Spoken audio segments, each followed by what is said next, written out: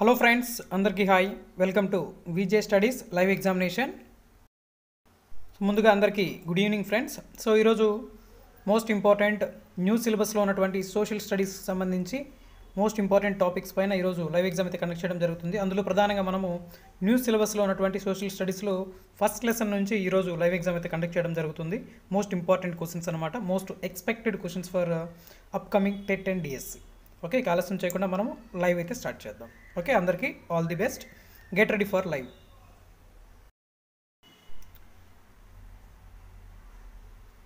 మొదటి ప్రశ్న, సూర్యుని ఉపరితలంపై ఎన్ని డిగ్రీల సెల్సియస్ ఉష్ణోగ్రత ఉంటుంది? సూర్యుని ఉపరితలంపై ఎన్ని డిగ్రీల సెల్సియస్ ఉష్ణోగ్రత ఉంటుంది? ఆప్షన్ 1 4000 డిగ్రీలు, ఆప్షన్ 2 3000 డిగ్రీలు, ఆప్షన్ 3 6000 డిగ్రీలు, ఆప్షన్ 4 7000 డిగ్రీలు. అంటే సూర్యుని యొక్క ఉపరితలం పైన ఎన్ని డిగ్రీల సెల్సియస్ ఉష్ణోగ్రత ఉంటుంది అనేది ఇక్కడ ప్రశ్న. మరి మీ యొక్క సమాధానాన్ని లైవ్ చాట్లో తెలియచేయండి.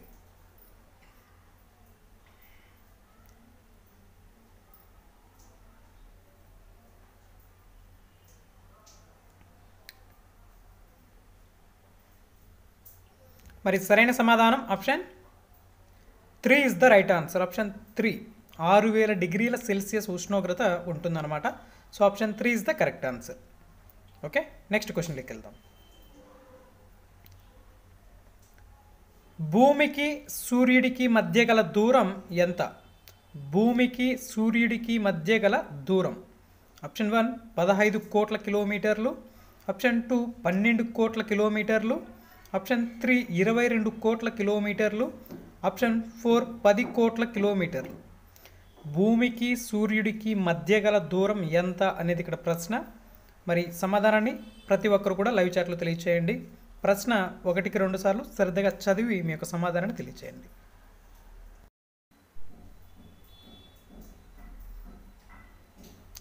సో కొత్త టెక్స్ట్ బుక్లో చాలా వరకు చాలా చక్కగా ఇచ్చారు. ప్రతి అంశము కూడా చాలా ఇంపార్టెంట్ బిట్స్ ఉన్నాయి. ఓకేనా? సో బాగా ప్రిపేర్ అవ్వండి ఫ్రెండ్స్. మరి సరైన సమాధానం option 1 is the right answer. Option 1 15 కోట్ల కిలోమీటర్లు. Okay, option 1 is the correct answer. 15 కోట్ల కిలోమీటర్ల దూరం అన్నమాట. ఓకే, భూమికి కవల గ్రహంగా ఈ క్రింది వాటిలో ఏ గ్రహాన్ని పేర్కొంటారు? భూమికి కవల గ్రహంగా ఈ క్రింది వాటిలో ఏ గ్రహాన్ని పేర్కొంటారు? ఆప్షన్ 1 బుధుడు, ఆప్షన్ 2 అంగారకుడు, ఆప్షన్ 3 శుక్రుడు, ఆప్షన్ 4 వరుణుడు. భూమికి కవల గ్రహంగా ఈ క్రింది వాటిలో ఏ గ్రహాన్ని పేర్కొంటారు?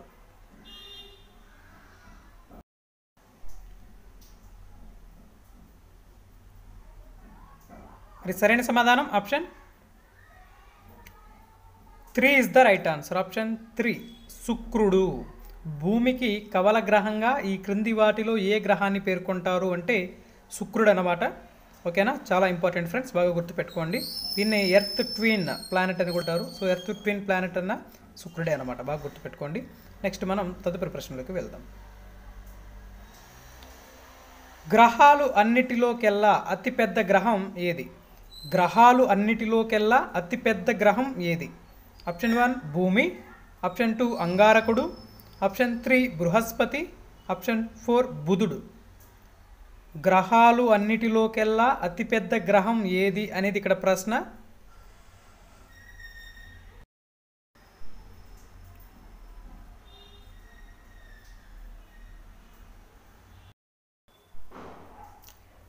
మరి సరైనటువంటి సమాధానం ఆప్షన్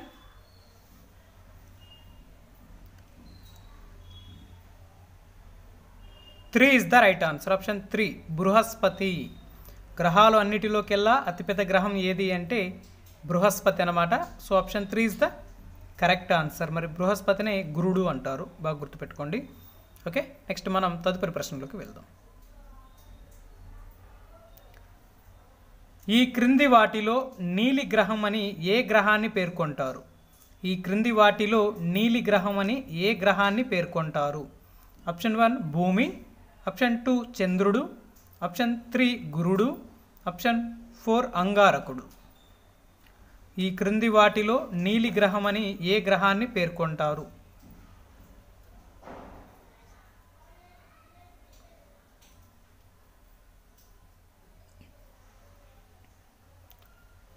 సో మనకి టెట్ టు డిఎస్సికి సంబంధించి సో నోటిఫికేషన్ వచ్చినప్పుడు చదవడానికి టైం అయితే సరిపోదు.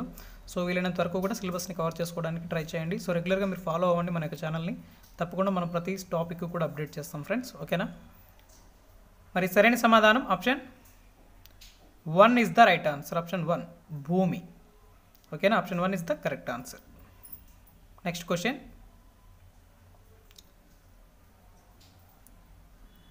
సూర్యుని కాంతి భూమిని చేరడానికి ఎన్ని నిమిషాలు పడుతుంది? సూర్యుని యొక్క కాంతి భూమిని చేరడానికి ఎన్ని నిమిషాలు పడుతుంది? ఆప్షన్ 1 5 నిమిషాలు, ఆప్షన్ 2 8 నిమిషాలు, ఆప్షన్ 3 3 నిమిషాలు, ఆప్షన్ 4 6 నిమిషాలు. సూర్యుని కాంతి భూమిని చేరడానికి ఎన్ని నిమిషాలు పడుతుంది అనేది ఇక్కడ ప్రశ్న.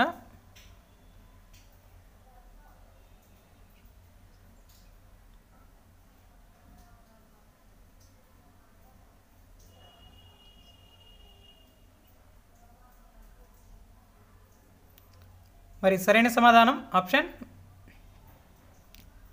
2 is the right answer. Option 2 8 నిమిషాలు. సూర్యుని యొక్క కాంతి అనేది భూమిని చేరడానికి దాదాపుగా 8 నిమిషాలు పడుతుందన్నమాట. So option 2 is the correct answer. Next మనం తదుపరి ప్రశ్నలోకి వెళ్దాం. భూమి యొక్క ఘన బాహ్య పొరగా ఈ క్రింది వాటిలో దేనిని పేర్కొంటారు? భూమి యొక్క ఘన బాహ్య పొరగా ఈ క్రింది వాటిలో దేనిని పేర్కొంటారు? ఆప్షన్ 1 జీవావరణం, ఆప్షన్ 2 శిలావరణం, ఆప్షన్ 3 జలావరణం, ఆప్షన్ 4 వాతావరణం. భూమి యొక్క ఘన బాహ్య పొరగా ఈ క్రింది వాటిలో దేనిని పేర్కొంటారు?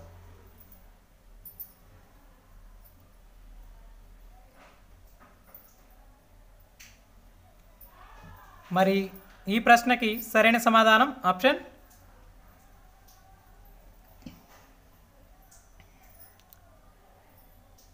2 is the right answer. Option 2 శిలావరణం. యొక్క శిలావరణాన్ని భూమి యొక్క ఘన బాహ్య పొరగా పేర్కొంటారనమాట. So option 2 is the correct answer. Next question, ఈ క్రింది వాటిలో ఉపగ్రహాలు లేని గ్రహాలుగా వేటిని పేర్కొంటారు? ఈ క్రింది వాటిలో ఉపగ్రహాలు లేని గ్రహాలుగా వేటిని పేర్కొంటారు?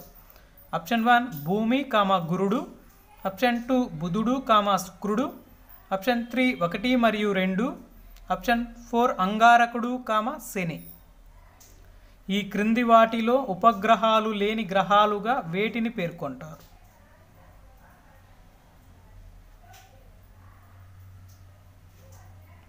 మోస్ట్ ఇంపార్టెంట్ టాపిక్స్ అనమాట. సో న్యూ సిలబస్లో ఉన్నటువంటి సోషల్ స్టడీస్ సంబంధించి సో 6th క్లాస్ అనమాట ఇది, ఈ టాపిక్స్ అన్నీ కూడా. సో డైలీ కూడా ఒక్కొక్క లెసన్ కండక్ట్ చేయడం జరుగుతుంది ఫ్రెండ్స్, ఓకేనా. సో రెగ్యులర్గా ఫాలో అవ్వండి. త్వరలోనే ఒక మంచి గ్రాండ్ టెస్ట్ కూడా ఒకటి కండక్ట్ చేస్తాను, అన్ని సబ్జెక్ట్స్ మీద మోడల్ టెస్ట్లు కూడా, ఓకే. మరి సరైన సమాధానం option 2 is the right answer. Option 2, okay. Next, Neil Armstrong చంద్రుడిపై కాలు మోపిన సంవత్సరం. నీల్ ఆర్మ్స్ట్రాంగ్ చంద్రుడిపై కాలు మోపిన సంవత్సరం ఏది? Option 1 1969 July 21, option 2 1969 June 20, option 3 1972 August 15, option 4 1977 జనవరి 21. నీల్ ఆర్మ్స్ట్రాంగ్ చంద్రునిపై కాలు మోపిన సంవత్సరం.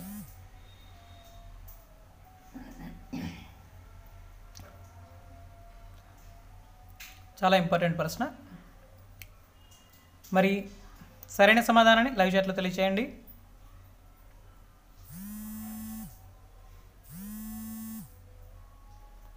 సో కరెక్ట్ ఆన్సర్ వచ్చేసరికి option 1 is the right answer. 1969 July 21, okay. Option 1 is the correct answer.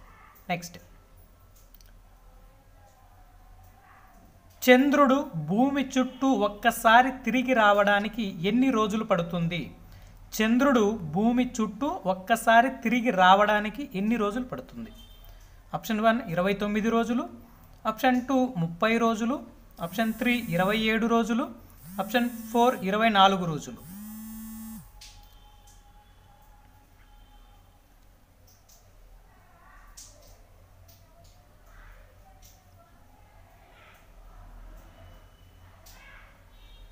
మరి సరైన సమాధానం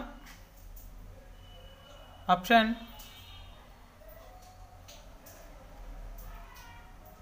3 is the right answer. Option 3 27 రోజులు. చంద్రుడు భూమి చుట్టూ ఒక్కసారి తిరిగి రావడానికి దాదాపుగా 27 రోజులు పడుతుందన్నమాట. So option 3 is the correct answer. Okay, next మనం తదుపరి ప్రశ్నలోకి వెళ్దాం. భారత్ అంతరిక్ష పరిశోధనా సంస్థ ఇస్రో ఆంధ్రప్రదేశ్లోనే ఏ జిల్లాలో కలదు?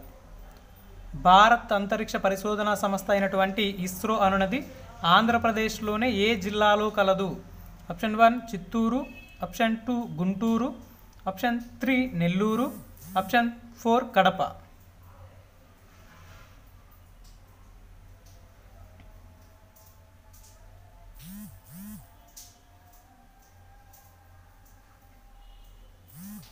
సో భారత్ అంతరిక్ష పరిశోధనా సంస్థ ఇస్రో ఏ జిల్లాలో కలదు? ఆంధ్రప్రదేశ్ రాష్ట్రంలో. మరి ఈ ప్రశ్న అందరికీ చాలా తెలిసిన ప్రశ్నే.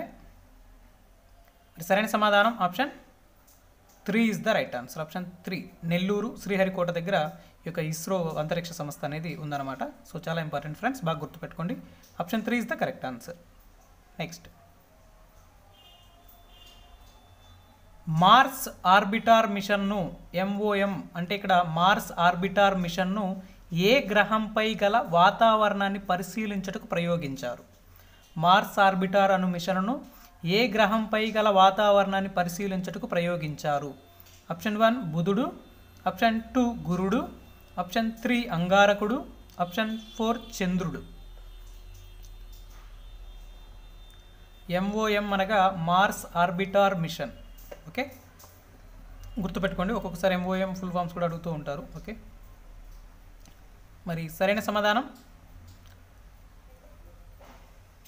Option 3 is the right answer. Option 3 అంగారకుడు. ఓకేనా, అంగారకుడు పైన ఈ యొక్క వాతావరణాన్ని పరిశీలించడానికి ఈ యొక్క ప్రయోగం అయితే నిర్వహించడం జరిగింది. So option 3 is the correct answer. Okay, next, Mars orbiter మిషన్ను ప్రయోగాన్ని నిర్వహించిన సంవత్సరం. ఇక్కడ మార్స్ ఆర్బిటార్ మిషన్ ప్రయోగాన్ని నిర్వహించినటువంటి సంవత్సరం ఏది? Option 1 2014 September 24, 2015 September 24, option 3 2013 August 24, option 4 2016 November 24. Mars orbiter మిషన్ను ప్రయోగం చేసినటువంటి సంవత్సరం అంటే యొక్క ప్రయోగాన్ని ఏ సంవత్సరంలో నిర్వహించారు?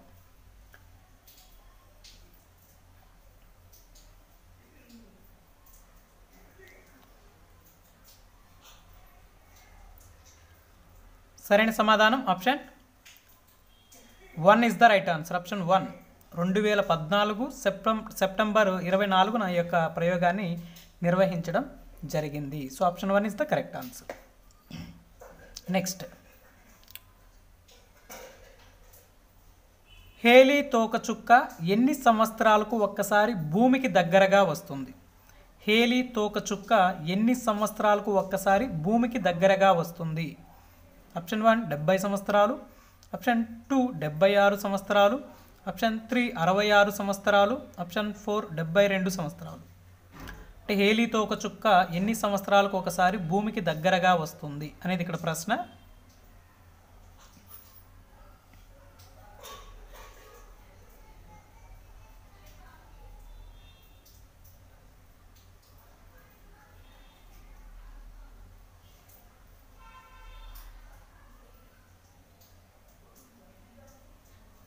సరైన సమాధానం option 2 is the right answer. Option 2 76 సంవత్సరాలకు ఒకసారి భూమికి దగ్గరగా వస్తుంది. Okay, option 2 is the correct answer. Next, Halley తోకచుక్క చివరగా ఏ సంవత్సరంలో కనిపించింది? హేలీ తోకచుక్క అనున్నది చివరగా ఏ సంవత్సరంలో కనిపించింది? Option 1 1988, option 2 1986, option 3 1990, option 4 1992. Halley తోకచుక్క చివరగా ఏ సంవత్సరంలో కనిపించింది అనేది ఇక్కడ ప్రశ్న.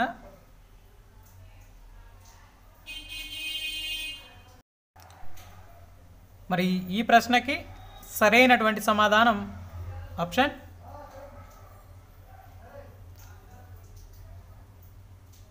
2 is the right answer. Option 2. 1986లో ఈ యొక్క హేలీ తోకచుక్క అనేది చివరిగా కనిపించడం జరిగింది. చాలా ఇంపార్టెంట్ ఫ్రెండ్స్, బాగా గుర్తుపెట్టుకోండి. 1986. So option 2 is the correct answer. Next క్వశ్చన్లోకి వెళ్దాం. Okay, next question.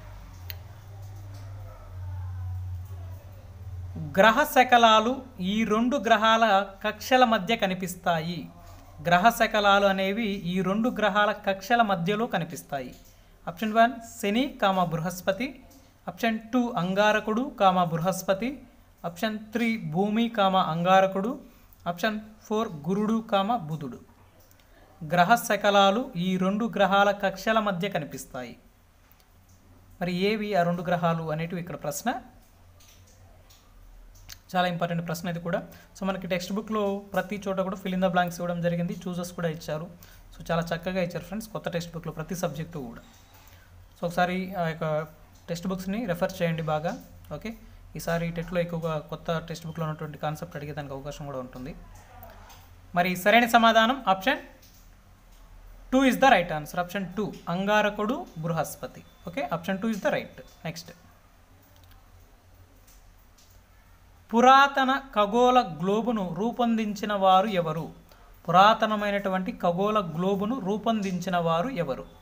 Option 1 Martin Behaim, option 2 Constantinople, option 3 Mughal శాస్త్రవేత్తలు, ఆప్షన్ 4 చైనీయులు. పురాతన ఖగోళ గ్లోబును రూపొందించిన వారు ఎవరు అనేది ఇక్కడ ప్రశ్న.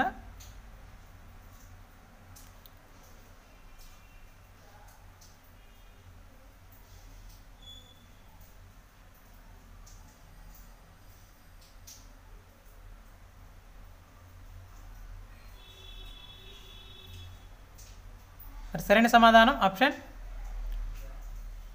1 is the right answer. Option 1 Martin Behaim అనేటటువంటి ఆయన ఈ యొక్క పురాతన ఖగోళ గ్లోబును రూపొందించడం జరిగింది. Okay, option 1 is the correct answer. Next, globus అనేది ఏ భాషా పదం? గ్లోబస్ అనేది ఏ భాషా పదం? Option 1 Latin, option 2 French, option 3 Greek, option 4 Arabic. Globus అనేది ఏ భాషా పదం?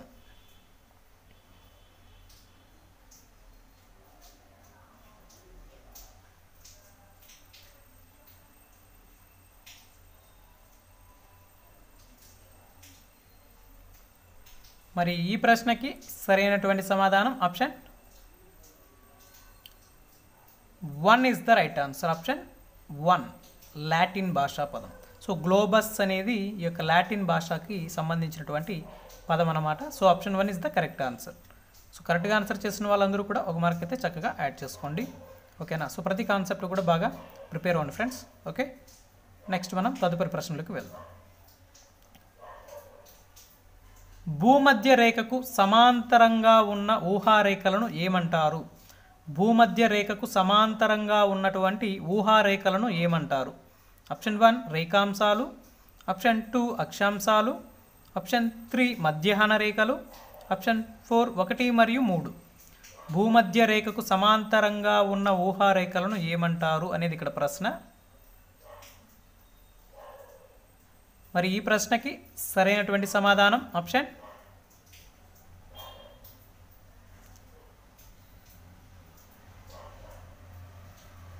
2 is the right answer. Option 2 అక్షాంశాలు అంటారు. Okay, option 2 is the correct answer అన్నమాట.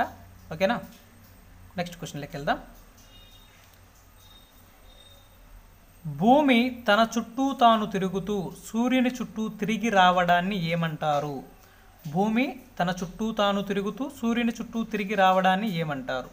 ఆప్షన్ 1 కక్ష, ఆప్షన్ 2 భ్రమణం, ఆప్షన్ 3 భూ పరిభ్రమణం, ఆప్షన్ 4 వృత్తాకార కక్ష. భూమి తన చుట్టూ తాను తిరుగుతూ సూర్యుని చుట్టూ తిరిగి రావడాన్ని ఏమంటారు అనేది ఇక్కడ ప్రశ్న.